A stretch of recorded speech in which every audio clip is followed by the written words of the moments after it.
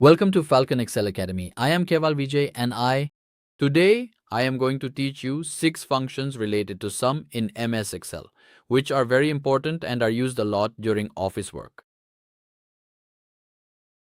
As you can see on the screen, first we will cover sum, then SUMIF, product, DSUM and subtotal. So first let's talk about sum. This is a basic function and we use it most of the time. Here, I just want to sum, simply add up the values. For this data above, what do we need to do?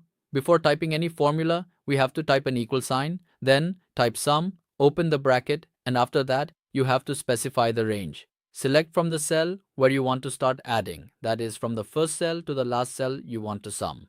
Close the bracket and press enter. So as you can see, we have the total here. This is how we can do a normal sum. And there is another easy way. If you have values written here and there are no empty cells in between, you can simply type Alt plus equal Alt and press enter. This way, AutoSum will also work for you. After that, we are going to learn about the second function, about SUMIF. How does SUMIF work? Here, we have to apply a condition. We want to sum here, but we want to sum only those values. Suppose, for example, we have if the value is above 5000 or equal to it, only those should be summed and values less than that should not be included in the sum. So for that, what do we have to do? We use equals to and here we type sum, open bracket, then after that we have to give the range. Here I have given the range and after that we type a comma here. Inside the inverted comma, we write greater than or equal to. We are saying that only those values should be summed here which are greater than or equal to 5000. Close the inverted comma and close the bracket. As soon as you press enter, only those values will be summed which are equal to or greater than 5000. Next, the second formula we are going to learn is, suppose we want to sum only those values which are less than 5000 or equal to and less than 5000, only those should be summed. So for that, what do we have to do? Again, use equals to. Then here we type sum and after that we have to give the range here in this way. Then type a comma here. Inside the inverted comma, write equal to 5000. And after that, close the inverted comma, close the bracket. As soon as you press enter, this will give us the sum of those values which are equal to or less than 5000. After that, the third function we are going to learn is about SUMIFs. Look here, I have applied this formula here. SUMIFs. Here I have a lot of items written down. Now if I type any item here, you can see that its total appears here. After that, look here, it says type. For example, if I type scanner here, the total for scanner appears here. If I type printer here, then the total for printer appears here. So using sum, we have learned how to find the total for any product. Now see, sometimes keyboard has been written here 34 times. Printer has also been written quite a few times and USB as well. So what we want is that whenever we type the name of any product here, its total should appear here. So what do you need to do for this? You have the item name here and then the amount here. I will delete this data from here, click here, then type sums and after that open the bracket. First you need to give the sum range. Here, which value do you want to sum? That is, we want to sum this value, we want to sum these amounts. Then after that you will give the criteria, give criteria range 1 or type a comma. So we want to sum this, we want to sum from this, we want to sum this from this, type a comma. Then after that, select the cell where you write the item and want to find out its total. That means here we have this H3 cell. So let's select it. Then close the bracket and press enter. See, here we have the total price for USB. The total for USB is 6200. In the same way, if we write the title of any other product here, for example, I wrote printer here, then the total for printer appears here. If I type keyboard here, then the total for keyboard appears here. So by using SUMIFs like this, you can find out the total for each item. Now the fourth function of sum that we are going to learn is sum product. For example, suppose I have some items written here, their quantity, unit price, and total. Now if we want to find out the total, what do we do first? We write equals to and first multiply the unit by the quantity here. And as soon as we press enter, so see here, the total has come up in this list. As soon as we drag it, you can see that the total in this list is 58,390 rupees.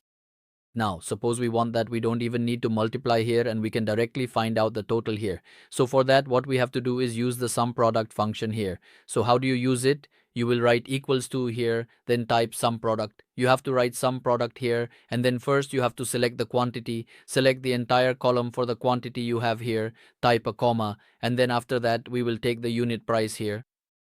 So now, What does sum product do? Here it multiplies 5 by 65, that is, it multiplies the quantity by the unit price and gives us the total here. After multiplying the quantity by the unit price, it shows us the total here. Close the bracket and press enter and you'll see that the same total appears here as we got after multiplying here. So very easily by using sum product, you can find out the total here. After that, at number 5, we'll talk about DSUM. What does the DSUM formula do? You see here we have a complete table and we want that for the item name we have here for a single value, you can either find out its quantity, its unit price, or its total. That is, you can find out the data for any one field here. So for that, what do we have to do? First, type equals to and then type dsum here. First, we will select the database here. For example, this is our database. Then after that, type a comma. After typing the comma, you have to select the field here, and the field could be quantity, name, or total. For example, if I want to find out the field here, if I want to find out the quantity, I clicked on quantity. After that, I typed a comma. After typing the comma, I have to select the criteria here, which is the criteria from where I want to fetch the data. After that, what I did here is I close the bracket, and then when I press enter, you can see that the quantity of USB we have is 15. If I type LED here, then the quantity of LED I have is 3. If I type mouse here, then the quantity of mouse I have is 12. If I type keyboard here, then the quantity of keyboard I have is 5. So with this, you can find out the value of any one field here, or after that, its unit price, its total, or its quantity, etc. And after this, the next function that we are going to study at number 6, it's about the subtotal. The subtotal function, as you know, works with filters. That means if you have applied a filter, only then can you find out the subtotal. If you haven't applied a filter, then you won't be able to get the subtotal. You'll only get the total. But as soon as you select any one item from the filter, its total will not be shown. So for that, I have written RG data here. First, I will remove it from here. I removed the filter so that you can fully understand how the function works. So I clicked here, and after clicking, we remove the filters from here. After removing the filter, you can see that now I have the total. Now look, by writing equal to and typing sum here, I selected all the cells, closed the bracket and pressed enter. So you can see the total is showing up. Now I have the total, but as soon as I apply a filter here, like I applied a filter, and then I want that if I select keyboard here, the total for keyboard should appear. But look, the total for keyboard is not showing below. If I click here on USB, the total for USB is also not showing below. And if we remove the filter here, that is select all to show all the data, then only the total is shown, not the item-wise total. So what do we do for this? We use the subtotal function so that whenever we select any one item here, its total should also be shown below. For this, first you have to select the heading. After selecting the heading, go to the Home tab, then come to Sort and Filter and apply the filter from here. After that, write equal to here and then type subtotal. Now as soon as we type subtotal here, it appears in blue below. Use the tab key and the formula will be added. Now after this, at number 9, you see sum is coming up. So which subtotal do you want to do? You want to do the sum. So here, you have to use the tab key, or you can directly write 9 and after that use the tab key so that 9 is automatically added. Type a comma, and after typing the comma, now you want to find out. So for its total, you have to give the reference here, the one for which you want to find the total.